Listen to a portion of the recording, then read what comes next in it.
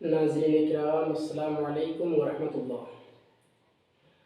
اللہ رب العزت نے بعض چیزوں پر فضیلت اور رتبہ عطا کیا ہے، بعض چیزوں پر رتبہ اور فضیلت سے نوازا ہے۔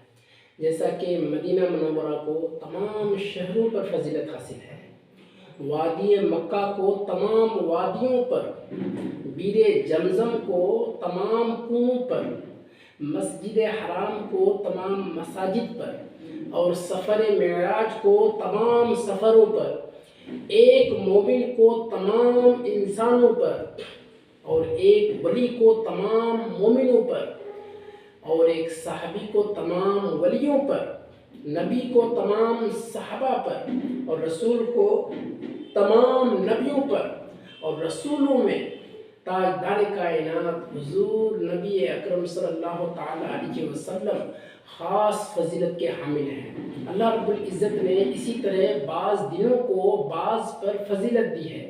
یوم جمعہ کو ہفتہ کے دن پر فضیلت حاصل ہے، یوم جمعہ کو تمام ایام پر فضیلت حاصل ہے، ماہ رمضان کو تمام مہینوں پر قبولیت کی ساعت کو، رمضان کے مہینے کو تمام مہینوں پر قبولیت کی ایک ساعت ہوتی ہے، جس میں اللہ تعالیٰ انسان کی توبہ، اس کی ہر بات، نیک باتوں کو قبول کرتا ہے۔ تو قبول کی ساعت کو تمام ساعتوں پر، لیلۃ القدر کو تمام راتوں پر، اور شب برات کو دیگر راتوں پر فضیلت دی ہے۔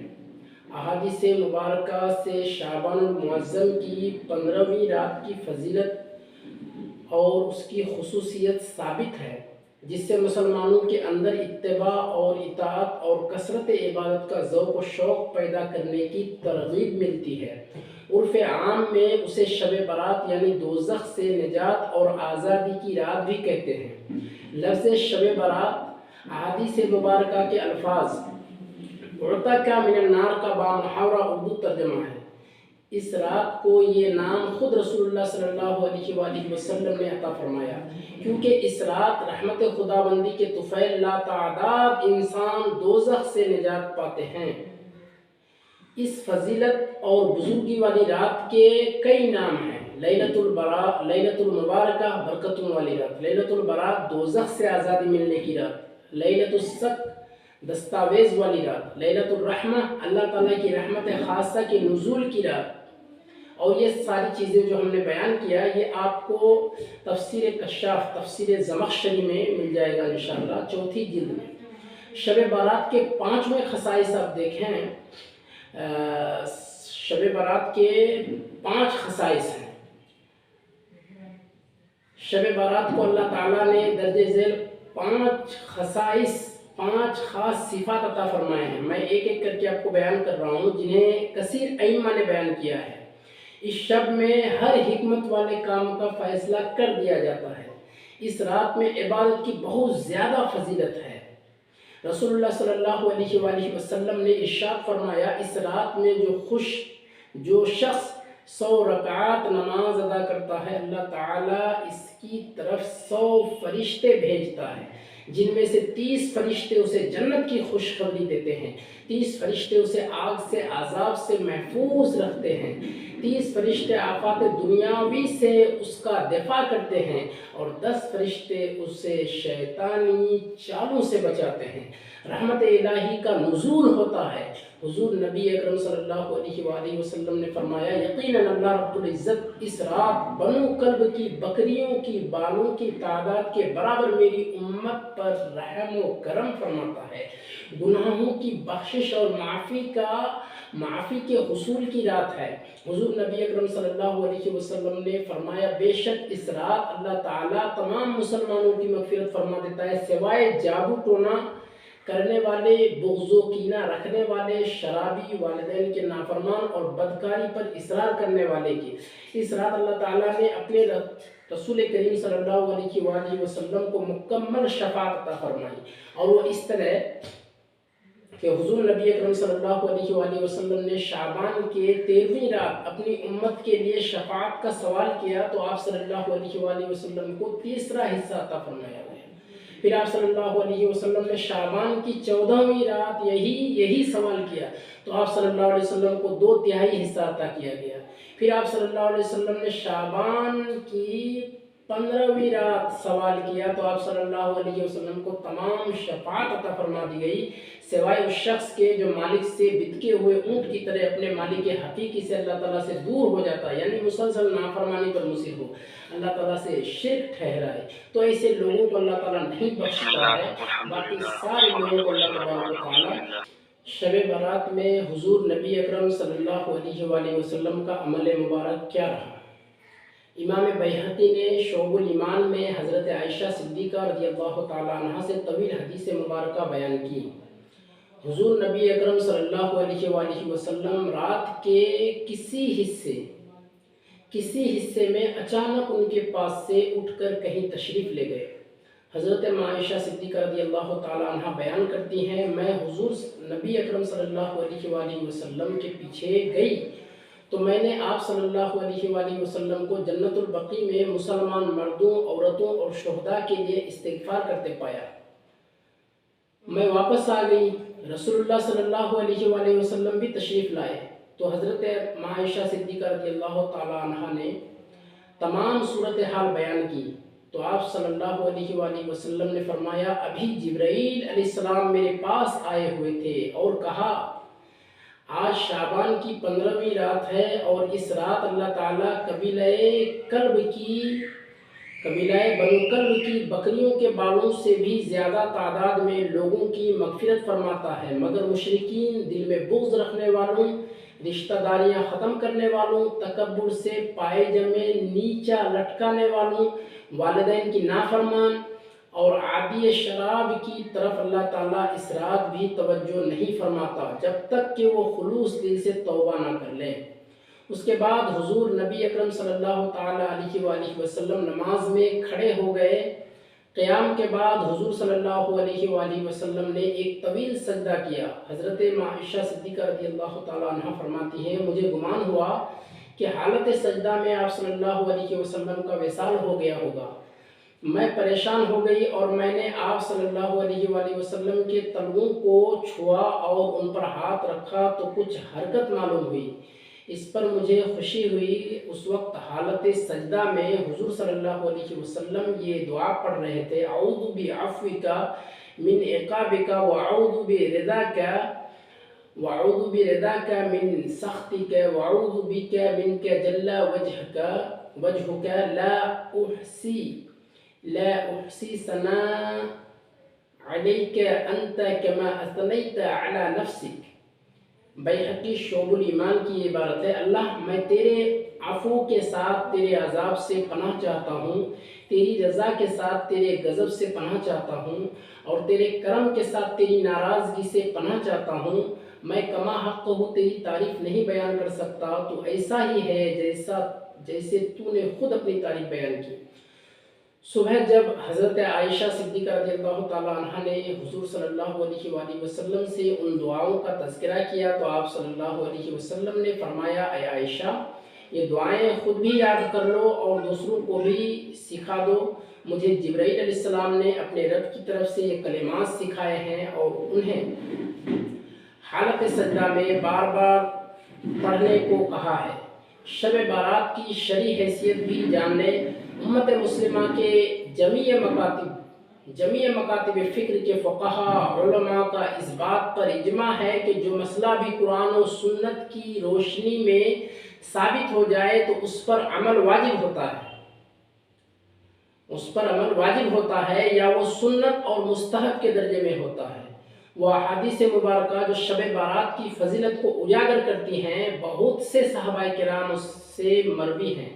ان میں حضرات سیدنا ابوبکر صدیق، سیدنا مولا علی المرتضی، ام المؤمنین عائشہ صدیقہ رضی اللہ تعالی عنہ، عبداللہ ابن عمر بن عاص، معاذ بن جبل، ابو ہریرہ، ابو ثعلبہ الخشنی، عوف بن مالک، ابو موسیٰ اشعری، ابو امامہ الباہلی اور عثمان بن ابی العاص کے نام شامل ہیں۔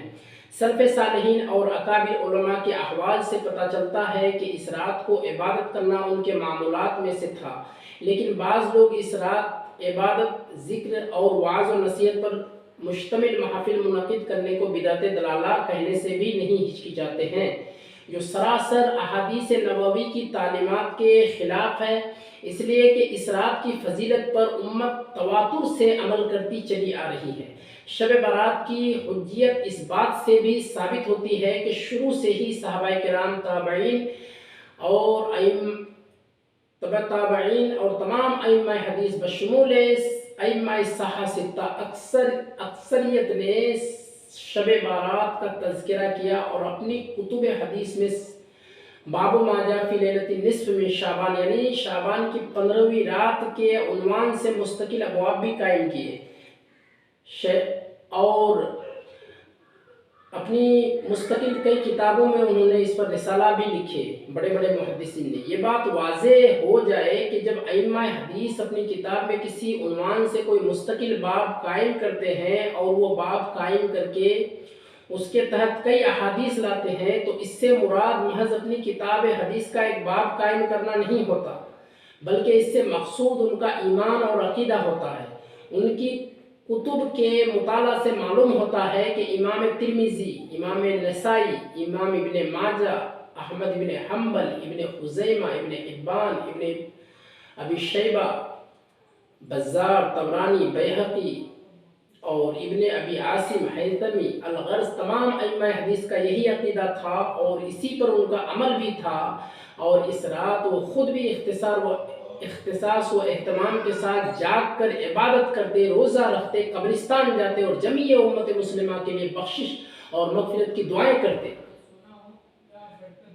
10 के करीब सहाबाए किराम रज़ियल्लाहु अन्हुम से मुख्तलिफ इस्नाद के साथ दर्जनों कुतुब अहादीस में मुख्तलिफ मज़ामीन से शब बारात और इसकी अहमियत और फजीलत पर अहादीस वारिद हुई है।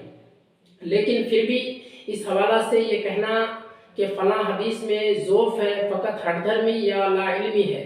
मुहद्दिसीन किराम फरमाते हैं कि अगर हदीस एक सनद के साथ आई हो तो उसके ज़ोफ़ पर कोई बात की जा सकती है, लेकिन शब बारात के हवाले से अहादीस तो 10 से ज़्यादा सहाबाए किराम रिवायत करने वाले हैं और फिर हर सहाबी की सनद जुदा जुदा है, जिसका मतलब है कि इतने ही जुदा जुदा ताबईन ने और उनसे तब ताबईन ने और उनसे अइम्मा हदीस ने इतनी ही अलग अलग सनदों के साथ उन्हें रिवायत किया है। और ये सनदें इतनी ज़्यादा बनती हैं कि अगर एक सनद में किसी वजह से ज़ोफ़ भी पाया जाए तो दूसरी सनद उसको तक़वियत दे देती है, अगर इसमें भी ज़ोफ़ है तो तीसरी सनद उसे तक़वियत दे देती है। फिर इतने अइम्मा अहादीस ने मुख्तलिफ सनदों के साथ उन अहादीस को रिवायत किया है कि उसके बाद किसी ज़ोफ़ की मजाल नहीं रह जाती और तमाम मुहद्दिसीन के यहाँ वो हदीस सही शुमार होती है।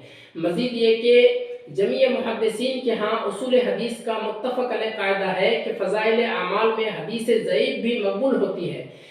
शब बारात के हवाले से अहादीस को बहुत सारे सहाबाए किराम ने रिवायत किया है, लिहाजा ये तसव्वुर ज़हन में नहीं आना चाहिए कि किसी एक रिवायत और सनद पर किसी एक ने लिख दिया है कि इसमें ज़ोफ़ है तो उसे उठाकर माज़अल्लाह फेंक दिया जाए। लोगों को ये भी नहीं पता कि ज़ोफ़ कहते किसे हैं। ज़ोफ़ ज़ईफ़ हदीस मौजू रिवायत को नहीं कहते। ये भी वाज़ेह रहे कि ज़ोफ़ कभी हदीस के मतन और मज़मून यानी अल्फाज में नहीं होता, बल्कि ज़ोफ़ उसकी इस्नाद में किसी वजह से होता है। अगर एक सबब से एक सनद में ज़ोफ़ है और दूसरी सनद उससे कवी आ जाए तो उस पहली सनद का ज़ोफ़ भी ख़त्म हो जाता है। बाज़ लोग सिर्फ अपनी कम इल्मी की वजह से लोगों के जहनों को परागंदा कर फजीलत व अहमियत पर इतनी कसरत के साथ अहादीस से हसना व सहीहा वारिद हुई हैं और अइम्मा अहादीस ने बाकायदा अबवाब कायम किए हैं। लिहाजा शरात की फजीलत व अहमियत का इनकार करना सिवाय जहालत और लाइल्मी और कुतुब ज़ख़ीरा अहादीस से बेखबर होने के और किसी चीज़ पर दलालत नहीं करता। शब बारात और सहाबाए किराम के मामूला। शब बारात एक इंतहाई फजीलत व बुजुर्गी वाली रात है। इस रात के मुतालिक तकरीबन 10 जलीलुल क़द्र सहाबाए किराम, हज़रत अबू बकर, हज़रत अली मुर्तज़ा, जैसा कि हमने इसको आप लोगों को बयान किया, हज़रत अबू हुरैरा भी शामिल है, हज़रत عوف بن مالک ہیں، حضرت ابو موسیٰ اشعری ہیں، بڑے بڑے جلیل القدر صحابہ کرام ہیں، جن سے یہ ثابت ہے کہ شب برات کے تعلق سے احادیث بھی ہے۔ حضرت علی رضی اللہ تعالیٰ عنہ کی روایت دیکھیے، فرماتے ہیں یعجبنی ان یفرغ، یہ پوری حدیث ہے، تفسیر کی طرف نہیں جاؤں گا، وقت بہت ہو گیا ہے۔ مجھے یہ بات پسند ہے، میں ترجمہ آپ کو پیش کر رہا ہوں، مجھے یہ بات پسند ہے کہ ان 4 راتوں میں آدمی خود کو تمام دنیاوی مصروفیات سے عبادت الہیہ کے لیے فارغ رکھے۔ وہ 4 راتیں کیا ہیں؟ وہ 4 راتیں یہ ہیں کہ عید الفطر کی رات، عید الاضحیٰ کی رات، شعبان کی 15ویں رات اور رجب کی پہلی رات۔ حضرت طاؤس یمانی فرماتے ہیں کہ میں نے حضرت امام حسن بن علی رضی اللہ عنہما سے 15 شعبان کی رات اور اس میں عمل کے بارے میں پوچھا تو آپ نے ارشاد فرمایا میں اس رات کو 3 حصوں میں تقسیم کرتا ہوں۔ ایک حصہ میں اپنے نانا جان صلی اللہ علیہ وسلم پر درود و شریف پڑھتا ہوں، دوسرا حصہ اللہ تعالیٰ سے استغفار کرتا ہوں، تیسرے حصے میں نماز پڑھتا ہوں۔ میں نے عرض کیا جو شخص یہ عمل کرے اس کے لیے کیا ثواب ہوگا؟ آپ نے فرمایا میں نے حضرت علی رضی اللہ تعالیٰ عنہ سے سنا ہے، یعنی اپنے باپ سے، اپنے والد سے، اور انہوں نے حضور نبی اکرم صلی اللہ علیہ وسلم سے سنا ہے۔ آپ صلی اللہ علیہ وسلم نے فرمایا اسے مقربین لوگوں میں لکھ دیا جاتا ہے جو یہ عمل کرتا ہے۔ حضرت عبداللہ ابن عمر رضی اللہ عنہ فرماتے ہیں 5 لیال لا يرد فیہن الدعاء لیلۃ الجمعہ و اول لیلۃ من رجب و لیلۃ النصف من شعبان و لیلۃ العید و لیلۃ النحر، یعنی 5 راتیں ایسی ہیں جن میں دعا رد نہیں ہوتی، جمعہ کی رات، رجب کی پہلی رات، شعبان کی 15ویں رات، عید الفطر کی رات اور عید الاضحیٰ کی رات۔ حضرت ابن عباس رضی اللہ عنہما نے فرمایا اس رات میں 1 سال سے دوسرے سال تک دنیا کے معاملات کی تقسیم کی جاتی ہے۔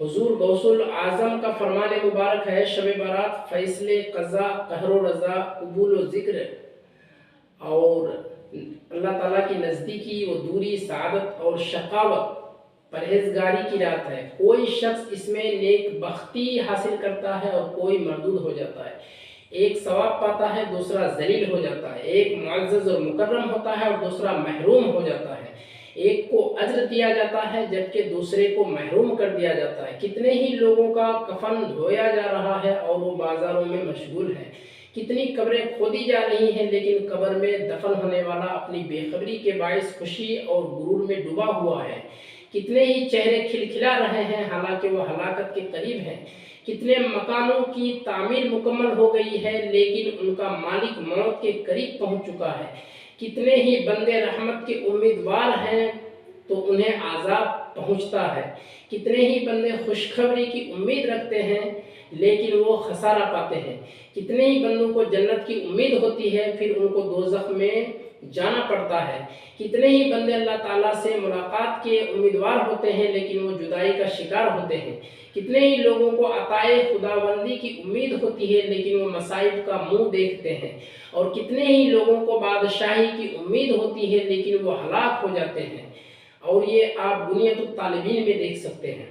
خلاصہ کلام سامعین کرام، شب بارات پر اتنی کثیر تعداد میں مروی احادیث تعامل صحابہ، تابعین اور تبع تابعین، ائمہ سلف صرف اس لیے نہیں ہیں کہ کوئی بھی بندہ فقط ان کا مطالعہ کر کے یا مطالعہ کے بغیر ہی انہیں قصے کہانیاں سمجھتے ہوئے صرف نظر کر دے، بلکہ ان کے بیان سے مقصد یہ ہے کہ انسان اپنے مولا خالق کائنات کے ساتھ اپنے ٹوٹے ہوئے تعلق کو پھر سے استوار کرے، جو کہ اس رات اور اس جیسی دیگر روحانی راتوں میں عبادت سے باسہولت میسر ہو سکتا ہے۔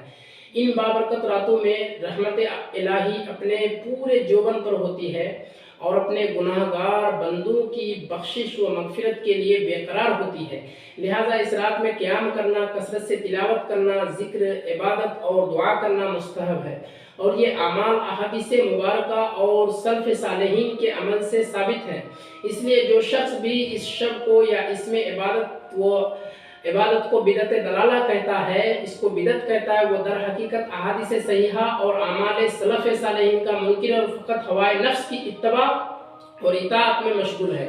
اور یہ امر بھی قابل غور ہے کہ جو عمل خود حضور نبی اکرم صلی اللہ علیہ وسلم اور صحابہ کرام سے ثابت ہو، تابعین، تبع تابعین اور اسلاف امت اس پر شروع سے ہی عمل پیرا رہے ہوں، فقہاء کرام جسے مستحب قرار دیتے ہوں، کیا وہ عمل بدعت ہو سکتا ہے؟ اگر ایسا عمل بھی بدعت ہے تو پھر سنت مستحب عمل کون سا ہوگا؟ شب بارات میں عبادت کیسے کی جائے؟ اس رات اکیلے عبادت کرنا اور اجتماعی طور پر عبادت کرنا دونوں ہی طریقے ائمہ سے ثابت ہے.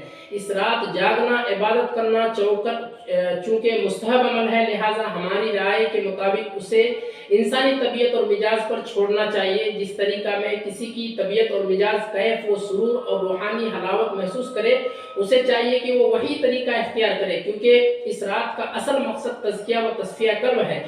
جسے جس طریقے میں حلاوت ایمانی نصیب ہو اسے اسی پر عمل کر لینا چاہیے. بعض لوگوں کی طبیعت خلوت پسند ہوتی ہے اور انہیں تنہائی میں عبادت اور گریہ زاری کرنے سے حلاوت و سکون اور ذہنی یکسوئی ملتی ہے. اس طریقہ کو اختیار کر لیں، اس میں کوئی مذائقہ نہیں. اس کے برعکس بعض لوگ اجتماعی طور پر عبادت کرنے میں زیادہ آسانی اور راحت محسوس کرتے ہیں، لہٰذا ان لوگوں کے لیے اس طریقے پر عمل کرنے میں رخصت ہونی چاہیے، کیونکہ یہ عمل بھی ائمہ سے ثابت ہے. بلکہ آج کا دور چونکہ سحر پسندی اور دینی تعلیمات سے ہے اور بے راہ روی کا دور ہے، اس دور میں وہ لوگ بھی کم ہے کہ جن کے گھر وہ راتیں قیام اللیل کے نور سے جگمگاتی ہے، اور طبیعتوں میں اتنی مستقل مزاجی بھی نہیں رہی کہ لوگ گھروں میں رات بھر جاگ کر چستی و مستعدی سے عبادت و اذکار کر سکیں. تنہائی میں کچھ دیر عبادت سے ہی سستی اور نیند کے ہتھیار کے ذریعے شیطان لعین ان پر غلبہ حاصل کر لیتا ہے. لہٰذا اگر اجتماعی عبادت سے لوگوں میں دین سے رغبت اور عبادت میں مستعدی پیدا ہوتی ہے تو ان کے لیے اجتماعی طور پر عبادت کرنا مستحسن عمل ہے. اجتماعی طور پر عبادت کرنے میں تعلیم و تربیت کا عمل بھی پایا جاتا ہے. دینی تعلیمات اور نوافل و اذکار کی ادائیگی سے بے بہرہ لوگ بھی آسانی سے اجتماعی عمل میں شریک ہو کر اپنی عبادت کی ادائیگی کر لیتے ہیں، اور جو چیزیں معلوم نہیں ہوتی وہ جان لیتے ہیں. اس امر کا خیال رہے کہ اجتماعی عبادات کسی عالم بعمل کے زیر تربیت و نگرانی ہونی چاہیے، جو لوگوں کی فکری اور روحانی ہر دو حوالوں سے تربیت و اصلاح بھی کر سکے. شب بارات کے متعلق مزید تفصیلی احکام اور اس رات کے وظائف کے مطالعہ کے لیے میں انشاءاللہ پھر ایک ویڈیو آپ کو اپلوڈ کروں گا آپ کے لیے. تب تک کے لیے دعا فرمائیں. السلام علیکم.